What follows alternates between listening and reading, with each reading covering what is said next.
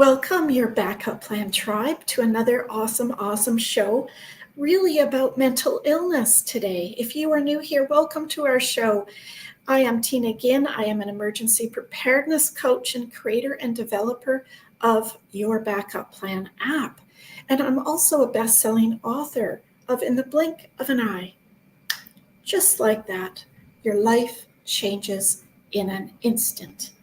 And that's what we have our special guests on our show, with real life stories with really amazing people. Some regular folks, some artists and authors, and some celebrities on our show about their life-changing events in their lives, whether it's a tragedy or a trauma or a sickness or even an accident. And in the blink of an eye, something quickly can happen. Something usually happens in your life. It could be one of them, two of them, or three of them. It could be a tornado, a hurricane, something life-changing, something unexpected. And how to have a plan in place to know what to do when you are under that stress. I always talk about on our show about what the stress is like. The stress is like when something hits you, whether it's in a car accident or a work accident or a hurricane or a tornado, earthquake, whatever it might be, or sitting in the doctor's office and hearing that you have cancer. It's life-changing. And in that instant, in that time frame, you are unable to think straight. It's like your brain turns off, and I always talk about it flying up into the air and you're trying to grab it because you know you should have some sense. You know you should be able to think, but you're unable to. And that's why it's nice to have a plan in place to be able to talk about what should I do in this instant? What can I do in this moment? And if you have to go from square one, it's so difficult. It's like hearing that, your best friend passed away and you have to go over there and try and figure out how to get into their house or condo, or you have to figure out how to find where they bank and how do you turn the electricity off and what do you do next? Do they own the place? Do they rent the place? All of these questions can be figured out with just an app like your Backup Plan app, where it's all in one place and ready for someone to be able to access when needed. So that being said, I'm so excited about talking about a life-changing event for a lady who's actually from Long Island, New York today. And her name is Ruth. And I'm so excited because it's Painting My Way Out, a story of healing, hope, and artistic transformation. And it's going to be an exciting show. I'm so excited to talk to Ruth. So let's say I'll be right back with a quick commercial and see you in a quick second. In the blink of an eye, life can change dramatically. On our podcast, Talking Taboo with Tina, we delve into these life-altering events with celebrities, authors, and everyday people just like you. You'll also discover Your Backup Plan app, a life-organizing tool designed to prepare you for any unexpected circumstance. It's your safety net, taking the sting out of tragedy. Imagine a plan B that ensures your finances are safe, even in the worst-case scenario. But it doesn't end there. Join our vibrant Facebook group for free webinars on backup planning and secure your future today. Welcome back. Well, let's bring on Ruth Panyarski. There we go. That's it. I knew I could get it there. Just get your lips around it. I'm so excited to have Ruth, a beautiful artist and author. I've just heard about another book that she's working on, and I'm so excited to have you here today on our show, Ruth. I am so intrigued by your story about how painting and art changed your life, and how you managed to change your life. And where did it all start for you, Ruth? It all started when I was enrolled in architecture program, a 5-year program at a college in the north. I won't mention the name. In my sophomore year at college, I was with a group of architecture students and we would smoke marijuana at parties. One night I smoked so much, I blacked out. I was in a comatose state for about 4 hours. Woke up and I said, you know what? I survived this. I'm not going to do any more smoking of marijuana. Nothing. Okay, so time went by. In my senior year, which was the fourth year of the program, I came back in the fall and my boyfriend didn't return. He transferred to another college. It left me very isolated. I felt alone because he was really my buddy and we really related very well to one another, had similar values. We were both very creative together. I really missed him desperately. So I had befriended another student, a graduate student. He had his PhD from the school and he did outside work and he had a little college party with his roommate. I would say about maybe 8 PhD students were there in physics, all very bright people. And I talked throughout the whole party, didn't eat anything. I drank maybe a little soda.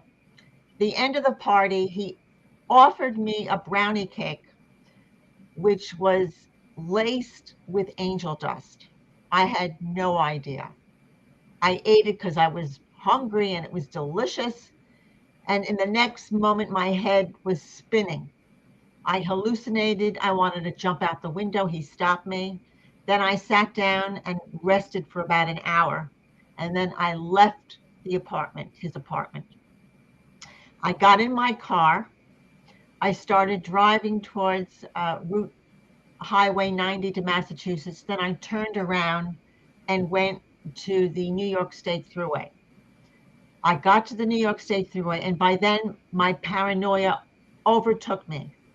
I was hallucinating or just dreaming that there was a war going on between the capitalists and the socialists, and my people were leaving me, abandoning me in spaceships.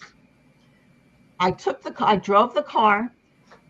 I abandoned my car. I left it on the shoulder. I abandoned it on the shoulder of the highway, got out of my car, started walking about 12 miles down the shoulder, south, the shoulder of the highway, on the shoulder of the highway. Then the sun rose, and reality hit me a little bit. Enough that I hitched a ride with a stranger back to my college town, to my apartment. When I got to my apartment, my father was there, frazzled.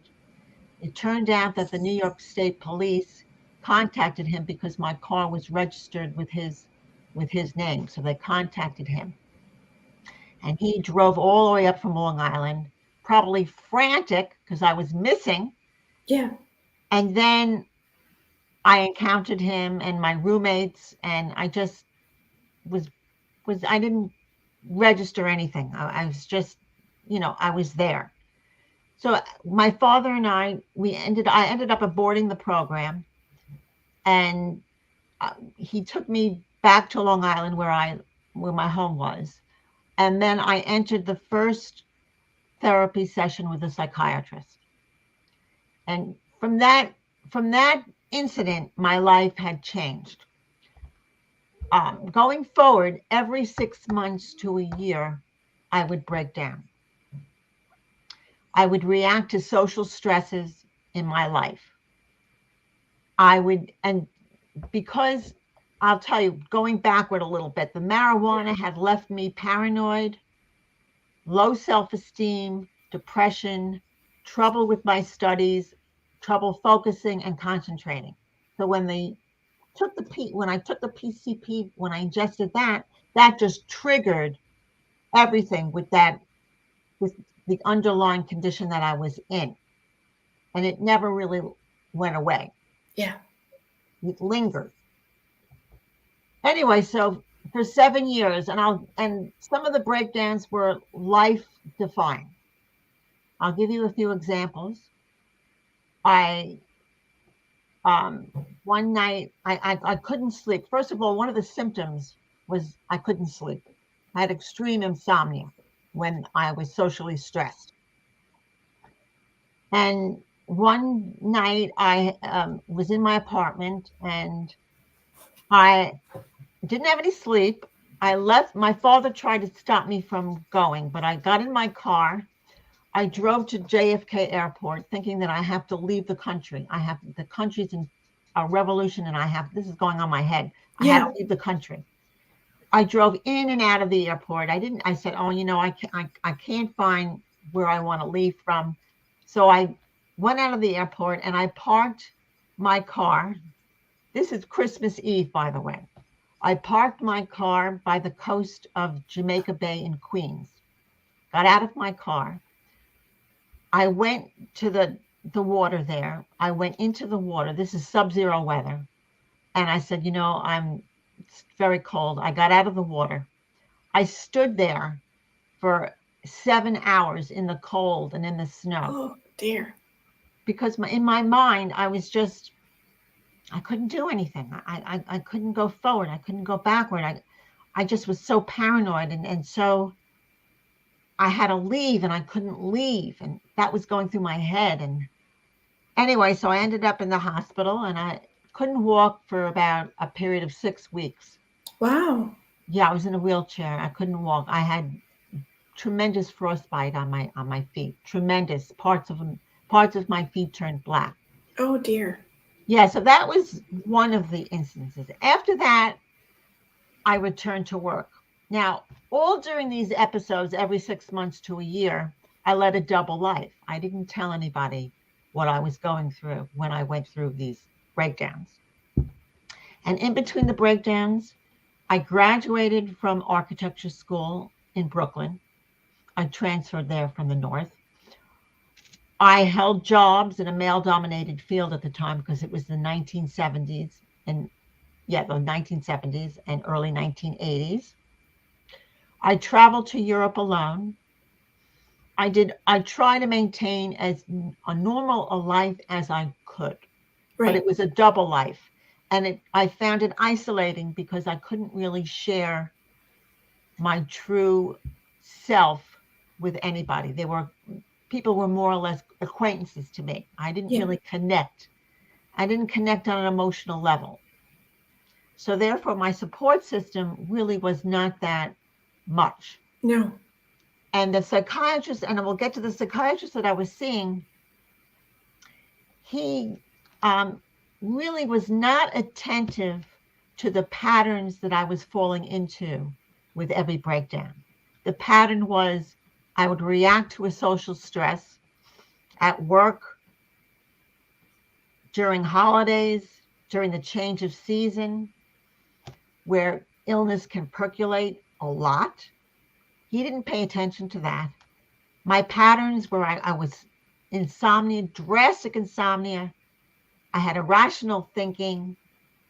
I had extreme anxiety. I had a real low self-esteem. And most of all, an erosion of hope.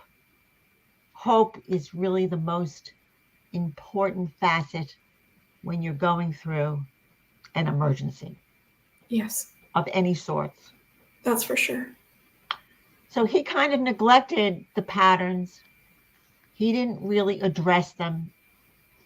I would go in and talk about, I used to talk about high school a lot and, things that really didn't address my acute problem. So for 7 years, I was that one example I showed you, I told about you, it was Jamaica, Queens. That was just one instance. There was another instance where I went 7 days without sleep when I was in Greece. Oh my God. And I walked in Athens from 12 o'clock to 6 o'clock in the morning, wandering all over Athens. Luckily, a soldier picked me up and escorted me all the way through Athens. Otherwise, and that was in 1981, I believe. 1980. So I had instances like that. And it all culminated, all of these breakdowns, they were getting worse. My sleep was getting worse. So in 1984, I participated in a psychological workshop, which I thought maybe that might help me. Mm-hmm. Instead, it was confrontational. They had exercises between the participants that were confrontational. That stressed me out beyond belief. I went to the first 2 days of the workshop and then I dropped out. They tried to coerce me into staying in the workshop, which further made me more anxiety and paranoid. And I was living in a third floor apartment, and the apartment next to me, they were renovating it. So there was drilling constantly and carpentry and whatnot. And they would be renovating till into the night. And from that, I couldn't sleep. I went for about 7 days without sleep. Oh.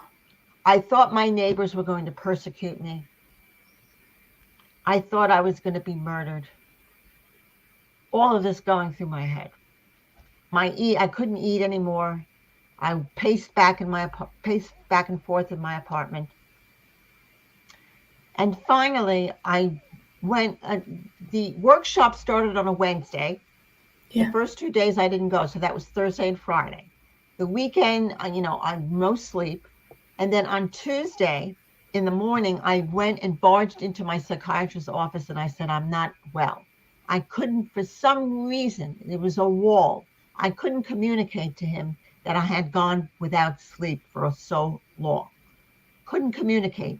So what he said to me, he goes, I have other crisis patients. Please come back at your designated time, which would be Thursday. This was Tuesday. Thursday night was my designated time. Wednesday came by. Wednesday was October 31st, Halloween.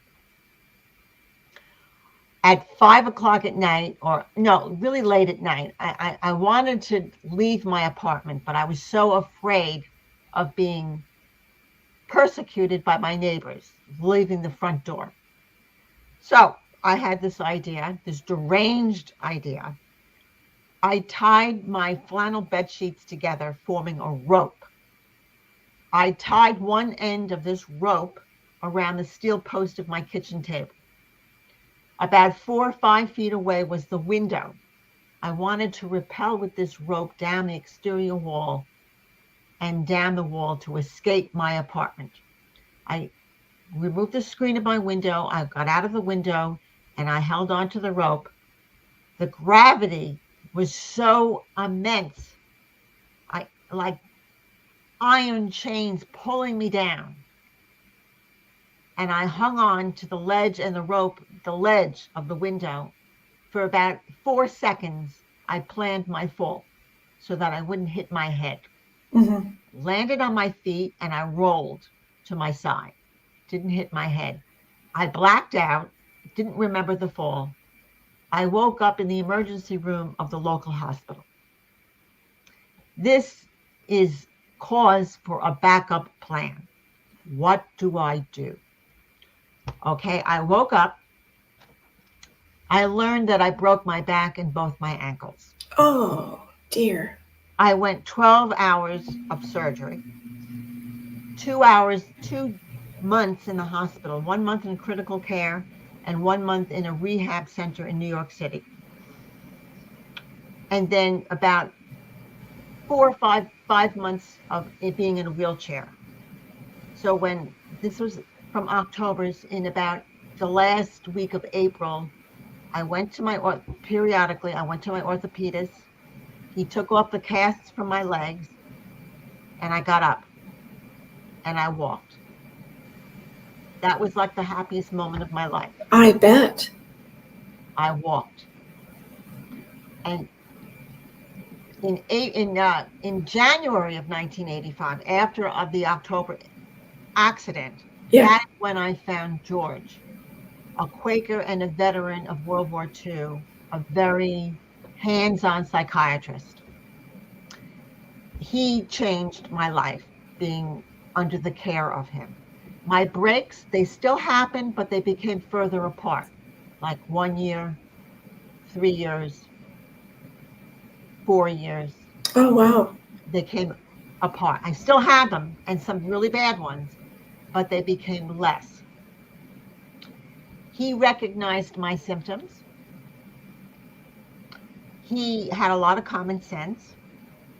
And he did not exercise psychotherapy in a Freudian way. He would talk. My previous doctor, the one that was really negligent, He was more Freudian. He didn't say anything. He hardly took any notes. He just listened to me and didn't offer any common sense, any other experiences he had, nothing. He didn't share. He shared very, very little with me. Whereas George shared his experiences of World War II, of his kids. He had essays that he wrote on how to keep a healthy diet, how to invest your money in a very good way, how to have a regimen, a vitamin regimen, how to establish healthy relationships. And I might add one other thing. He had my parents in on a session every once a month. Oh, And when my brother was in from the Army, because he was in the Army all over the world, he would come in, and sometimes he would come to a therapy session. Whereas the negligent doctor did not include my parents. He under the premise, he thought I had to be more independent and develop an outside independent support system other than my parents. So he didn't include my parents in the therapy. Whereas George included my parents. And from then I was able to establish a few closer relationships. With them as well as others. With them and as well as friendships. Mm-hmm. I developed more lengthy friendships. Which you really needed. Which I really, really, really needed. So, and I was with him from 1984, for many years. And then, I was able to move forward in a few of my jobs. I was hired by an interior designer. I designed a lingerie store. I renovated my father's office, 3,000 square foot office. I renovated his home, my parents' home. Oh, cool. Those were positive. Whereas before, I was going in circles in architecture jobs and construction jobs. Yeah. Male dominated. And because of my concentration and my focus wasn't really centered in my being, my passion was not centered. So I did not perform well at these jobs. Mm-hmm. Until I saw George, and I was able to steer away from those jobs and be creative with these few opportunities that I was given. 1987 came. I found my husband. I had dated for 13 years, all through my illness, trying to find Mr. Right. Yeah. So in 1986, I signed up for a dating service, which was really ahead of its time. Yeah. I had gone out with, several men, and none of them connected. I was quite different, and they were on their own thinking. It just didn't connect. So I said to myself, after all of these years of dating and going out with men and lots of different people, men, I said, I'm going to stop. I'm going to get rid of all these men and live my life by myself and be happy, be content.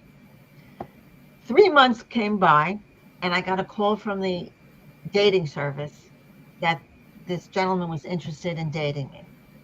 His name was Richard. He had come to my apartment. I had a little apartment in the village next door to my parents' city where they live, on Long Island. He came and we went to dinner. He was very nice. He was very sincere, very polite, not self-absorbed. So we had a lovely evening, and then we drove back to my apartment, and he kissed me goodnight. And I said, I hope that he calls me again. He called me again. And the second time we went out, I was going through a ripple of a breakdown. Oh, no. Not a big one, just like a ripple.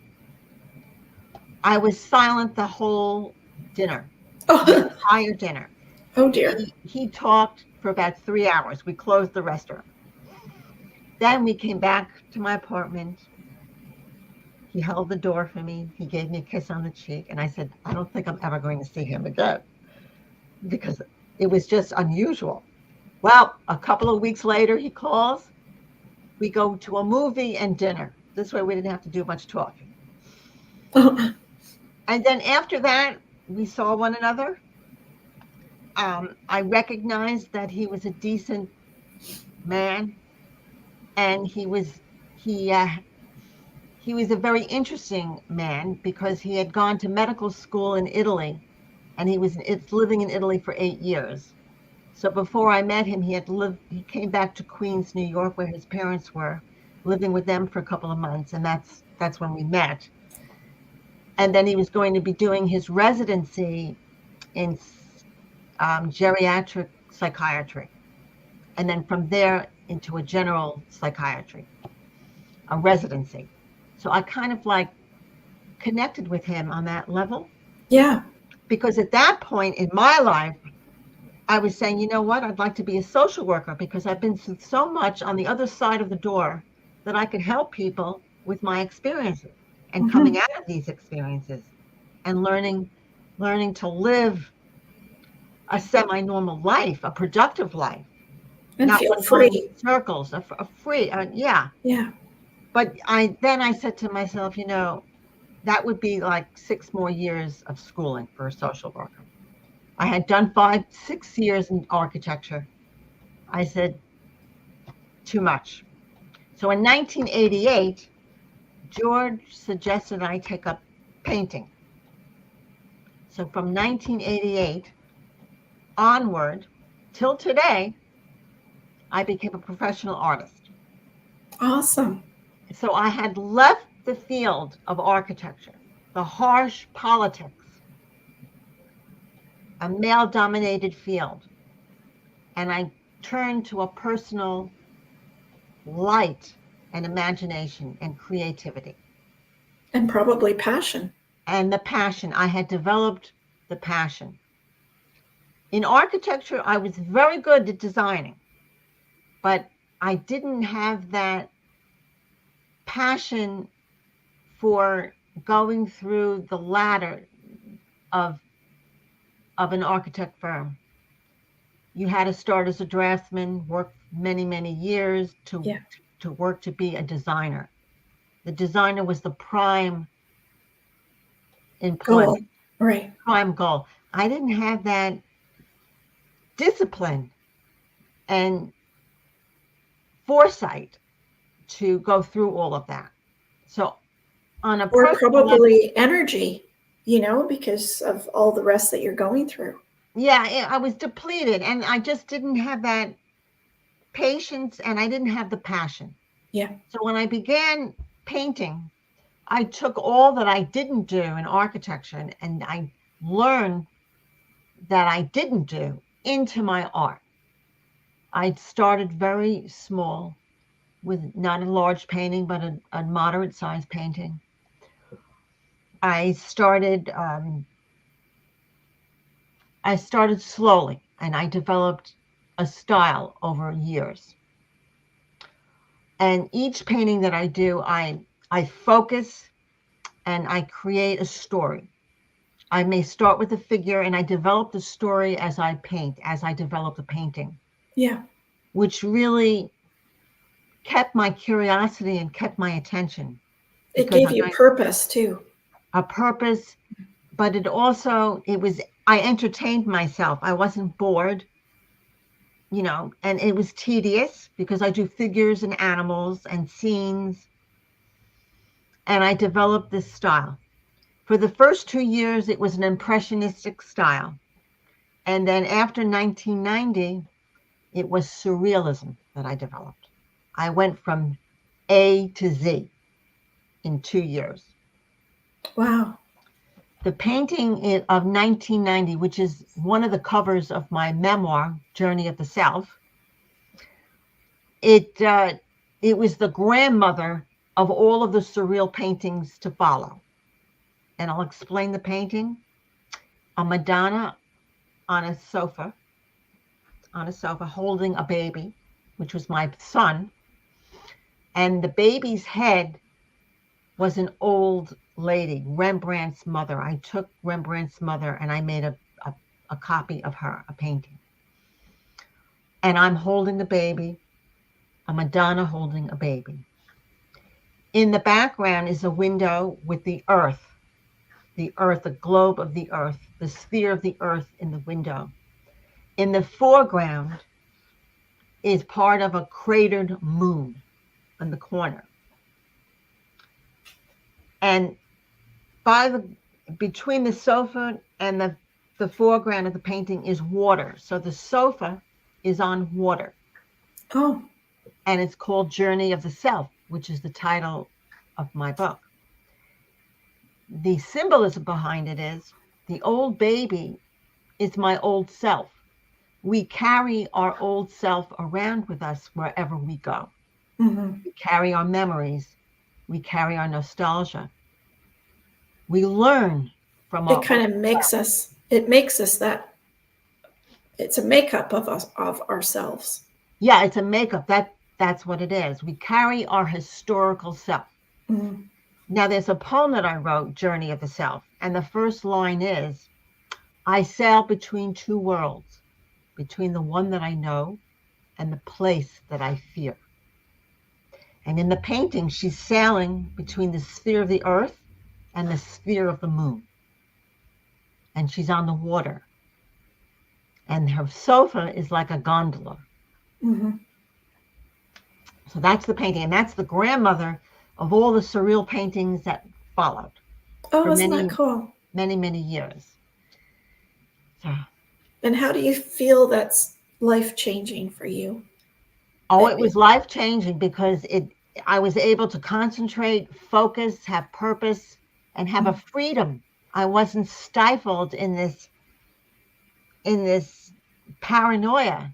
Mm-hmm. You know, even though I did have breakdowns, I did from social stress. You know, I had two children with my husband, a lot of stress. The same Richard? Yeah, the same Richard. Oh, We've awesome. been married for 36 years now. Awesome.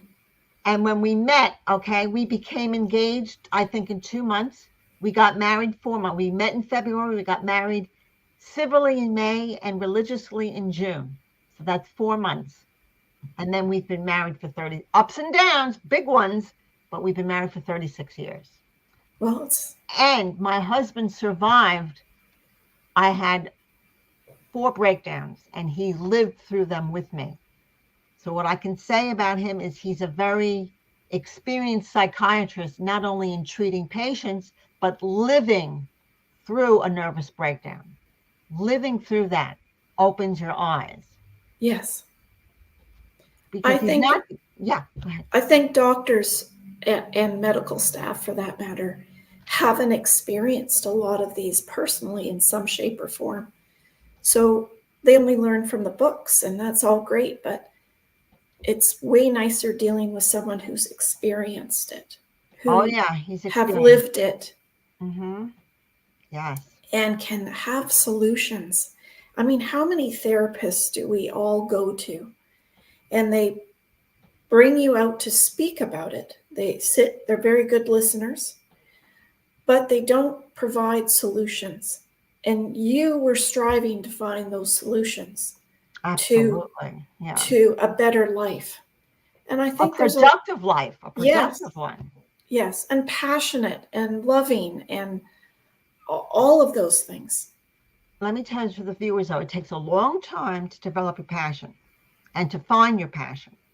And sometimes you have to look back in your life and see, you know, maybe that hobby I did well in, or I like doing this, or I like looking at buildings, I like looking at clothes, anything. You look back and then you can develop on that, because your employment may not be your passion. Yeah. You know, not necessarily. You may have a passion as a hobby that can develop into something more. Right. And I might add this too, part of the healing. Each time I went through my breakdown, it would take about a period of 3 or 4 weeks. After that, I would say, I'm cured. It's never going to happen to me again. Bingo. 6 months or a year later, it happened again from a social stress. I was so sensitive to social conversations and happenings. And then with George, I was able to examine it more, the patterns, examine it from the outside.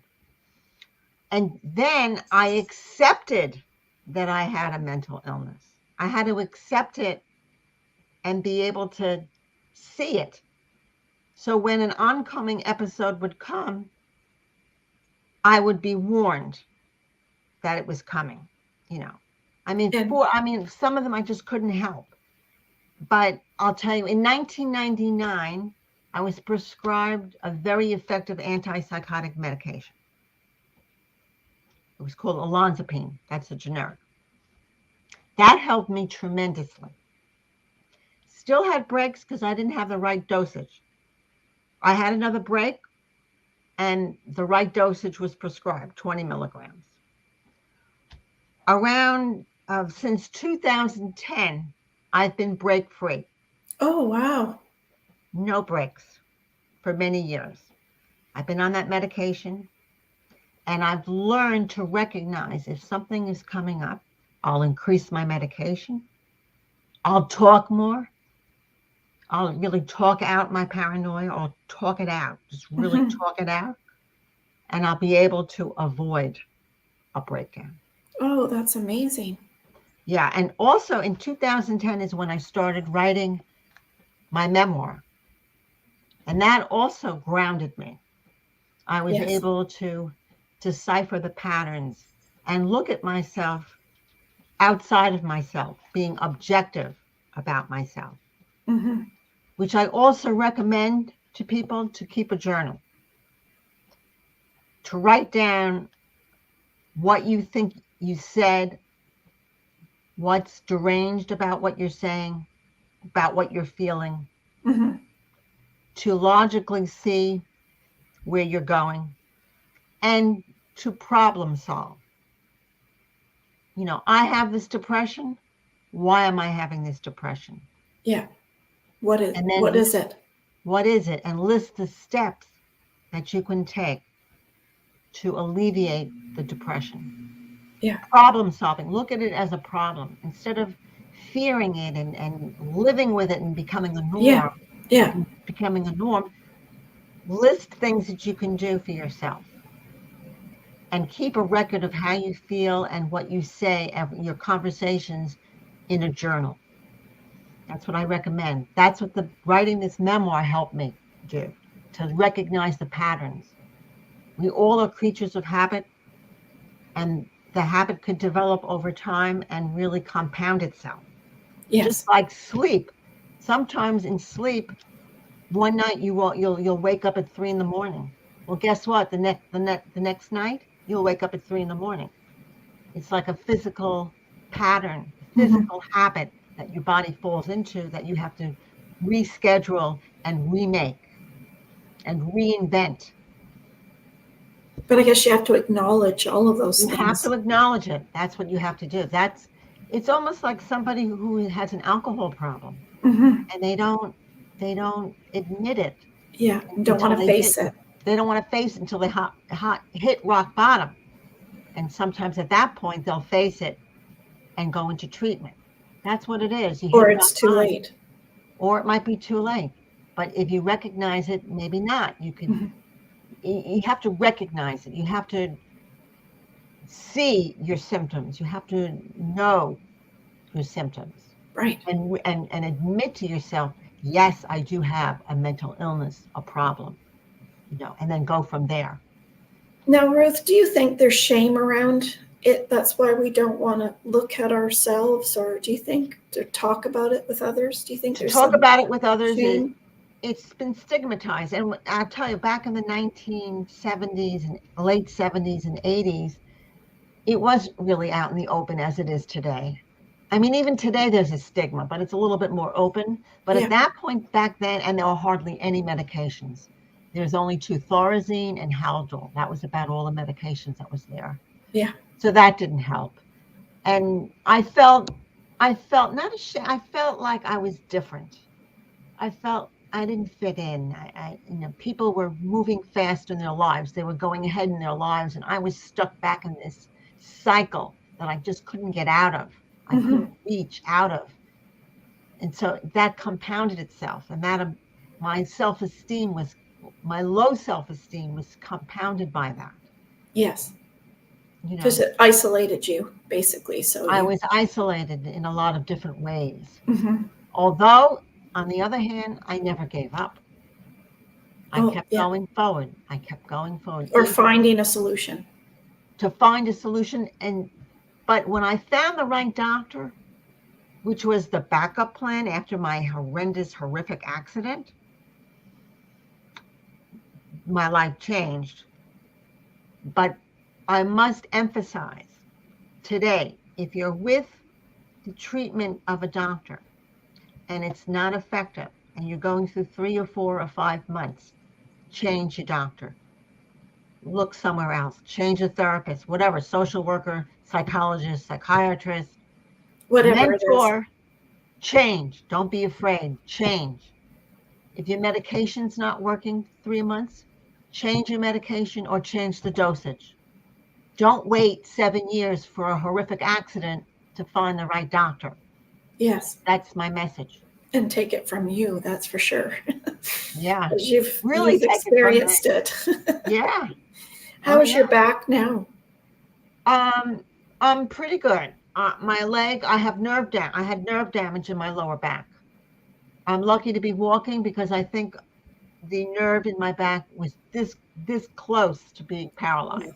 Oh, thank But I can goodness. walk. I now, for the past 5 years, I've been wearing a brace on my left leg. The nerve damage was on my left side because the muscle atrophied. If the nerve is damaged, your muscles don't act normally. Mhm.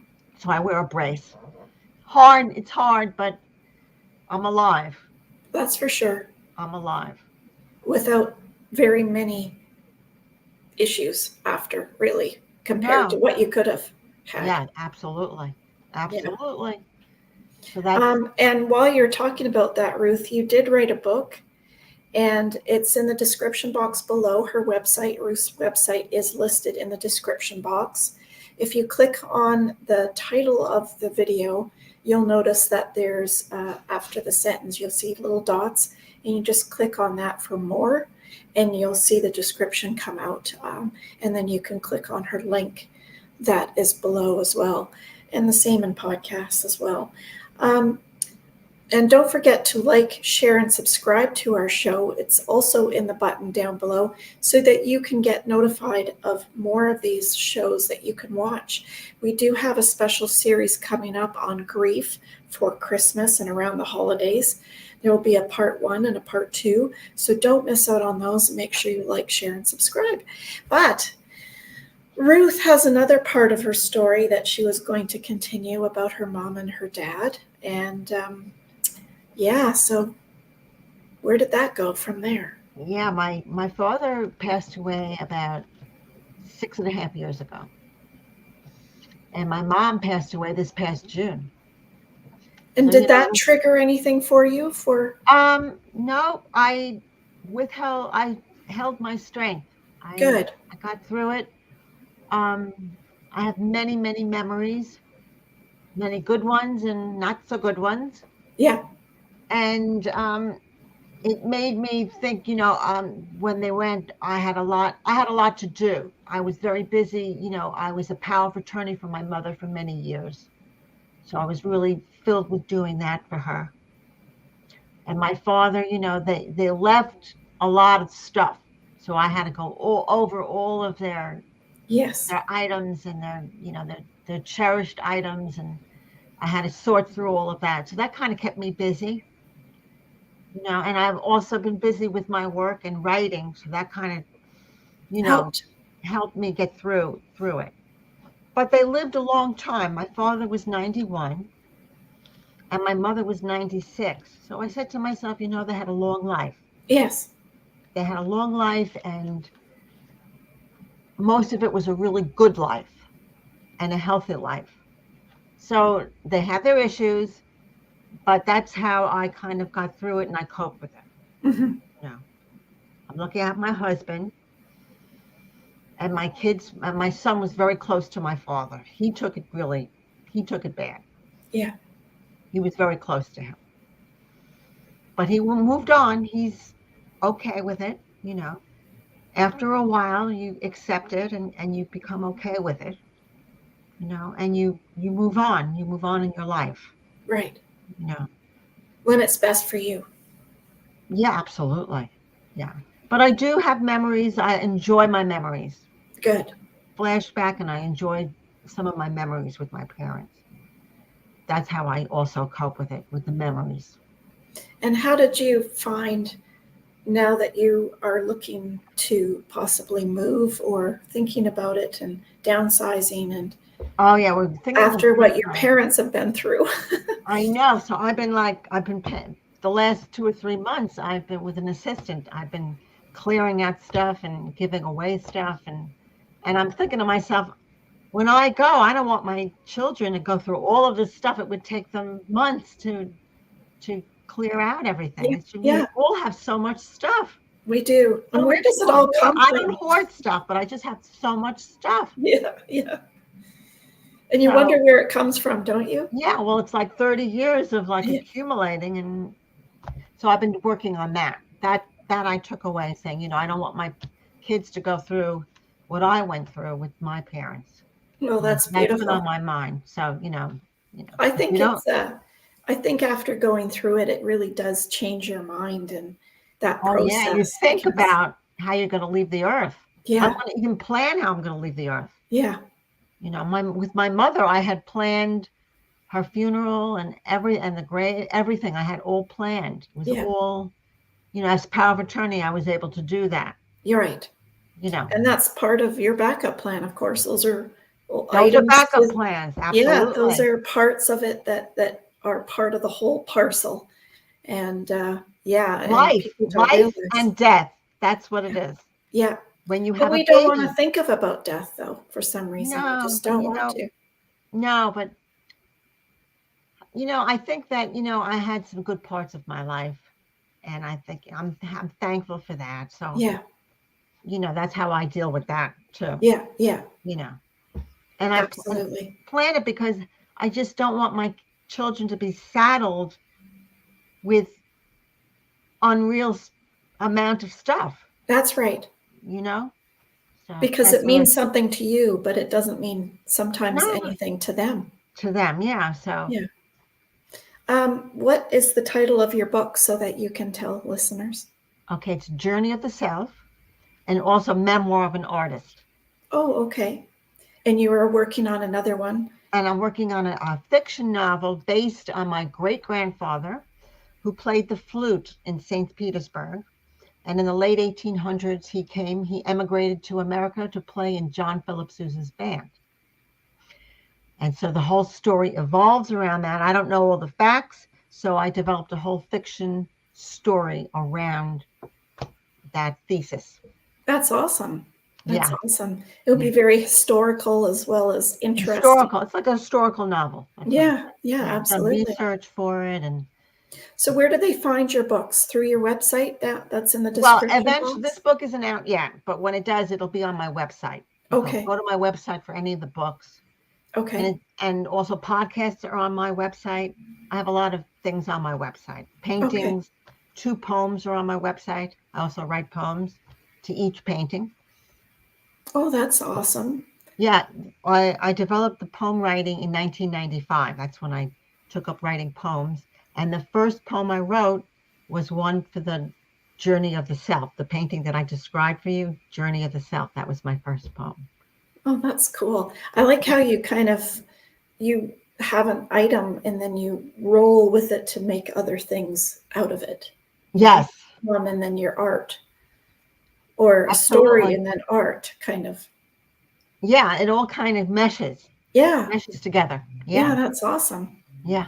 What kind of final message, even though Ruth, your story is just, I'm not going to say amazing, but it's so real, I guess I want to say. It's the book. It deals with living, like Yeah. living with mental illness, but also living with And coping, relationships and and coping and coping. in and out of relationships and how they can go sour and could happen to anybody, really, Yeah, anyone. yeah, It's yeah. living. What I suggest to people is never give up. Always go forward. You have the problem solve, list, but never ever give up. And also Have some sort of goal, made up fiction, whatever. Make a goal for yourself. You know, when I went through all of this, I wanted to be laughable. I wanted to be a famous architect. I didn't even say. I just had that as to keep me going, even though that wasn't happening. But that kept me going. Some kind of goal to keep you going, to look forward, and to have hope, and to reestablish hope. If you lose hope, you can gain hope again. Don't think that you won't have hope ever again. You can regain it, but never ever give up. Mhm. That's Because when those dark moments, it's hard. It's very hard to see through those dark moments, Yeah. but you will get over that dark moment. You will. It's a hurdle, but you will get over it, and think that you will get over it. Yeah.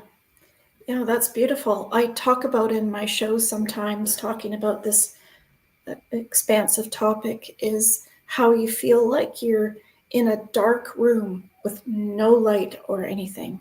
You know there's windows and you know there's a door somewhere in the room, but you're forever trying to find that window or the door and that darkness and get out of the darkness. And I talk about, once you do find the door handle, how you need so much courage to turn that door handle, because you have fear of what's on that other side, and you have fear of coming out of your darkness. For some reason, we don't enjoy it, but for some reason there's some sort of feeling of fear, I guess, of opening that door. And so when you open it and you see this bright, beautiful, warm light, like you just came and been dropped in Hawaii kind of feeling, and the smells of the beauty meadows and the flowers and the pretty sky and the smells and the flowers, it's just beautiful. And then you think, oh, I'm finally out of that darkness. Yeah. That's kind of how I explain it, to make people understand what it's like to be in it. Absolutely.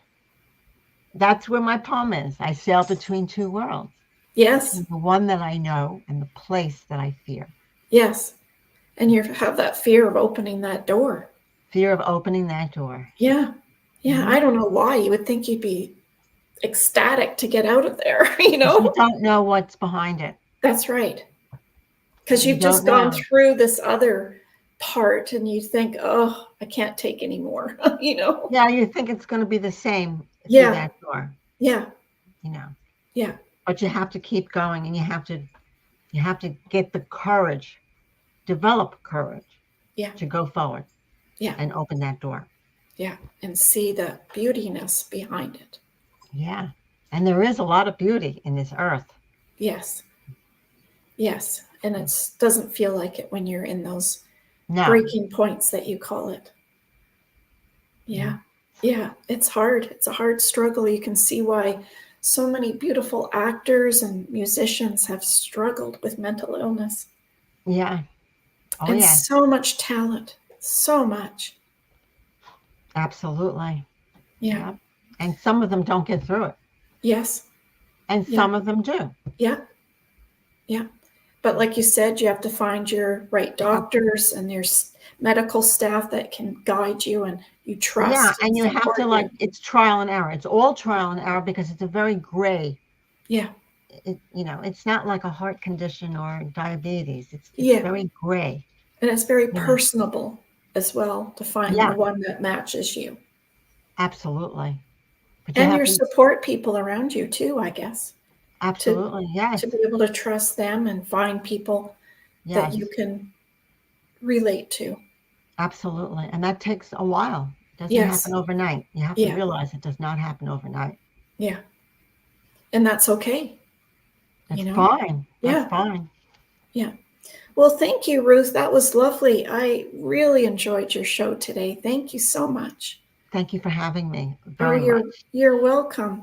Guys, make sure you like, share, and subscribe to our show down below. If you're new here, thank you for coming on. And if you returned, I thank you for watching. There's sometimes, we're not given a 5-minute evacuation notice, and sometimes we're not given any time at all. to make those right choices and the right decisions and have those right emotions available to us to be in that right state mental of mind. And so it brings us up to, are you prepared? Because when it does happen, we realize we're actually not prepared. And we're not Superman. We think we are, but we're definitely not. And death and life is just part of the process. And to not be scared of it, but to go in knowing that you have a plan and a process for whatever might happen, gives you strength, it gives you power, and it gives you peace of mind to be able to know that you have a plan no matter what. So if you need help in getting guidance with that, you can go over to our Facebook group and join in our community where there's like-minded people like yourselves that can ask. You can ask questions in the Facebook group, and you can also attend our webinars too. And we have fun in them too. Sometimes we make legacies, what kind of legacy you'd like to leave your family and friends. Sometimes we talk about tributes, which we did a podcast on as well. And we talk about getting prepared, like getting rid of your junk. We talk about clearing out that sort of stuff. We also look at what paperwork do we actually need? And do we understand what we have? And we talk about those types of things. So please like, share, and subscribe to our show. I'd love to have you come back. And if you are thinking about that special someone right now that you haven't talked to in a while, make sure you reach out to them, call them. We still have phones, knock on their door, FaceTime them, whatever it means, but do it because you don't know what tomorrow may bring. And that being said, I know Ruth knows who Carol Burnett is. I always end our show with Carol Burnett.